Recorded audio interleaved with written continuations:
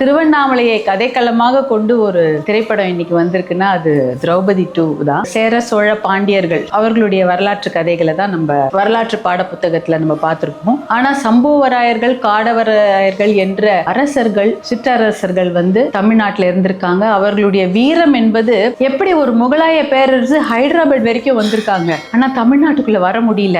அதற்கு முக்கிய காரணம் இந்த சம்புவராயர்களும் காடவராயர்களும் அவர்களுடைய வீரமும் தான் அதற்கு முக்கிய காரணம். ஹைதராபாத் வரைக்கும் தான் அந்த முகலாய பேரரசு வர முடிஞ்சது, தமிழ்நாட்டுக்குள்ள நுழைய முடியல. அதற்கு காரணம் இவர்களுடைய வீரம். அந்த வீரத்தை இந்த படம் திரௌபதி 2 இந்த படம் பதிவு செய்திருக்கிறது. அதை பதிவு செய்த இயக்குனர் மோகன்ஜி அவர்களுக்கு என்னுடைய மனமார்ந்த வாழ்த்துக்களை நான் தெரிவித்துக் கொள்கிறேன். அதே போல எப்பயுமே அவருடைய திரைப்படங்கள்ல பெண்களுக்கு ஒரு முக்கியத்துவம் இருக்கும். நேர்மையும் துணிச்சலும் கொண்ட ஒரு வீர மங்கைகளை தான் கதாபாத்திரமாக, முக்கிய கதாபாத்திரமாக அவருடைய திரைப்படங்கள் இருக்கும். அதே தொடர்ச்சியாக இந்த திரௌபதி 2 ஒரு நேர்மையான ஒரு ராணி, அதே போல வீரம் செறிந்த ஒரு ராணி. அது ரொம்ப தேவை இல்லையா? இன்னைக்கு வீரம் என்பது அப்படியே மறைஞ்சிக்கிட்டே போகுது.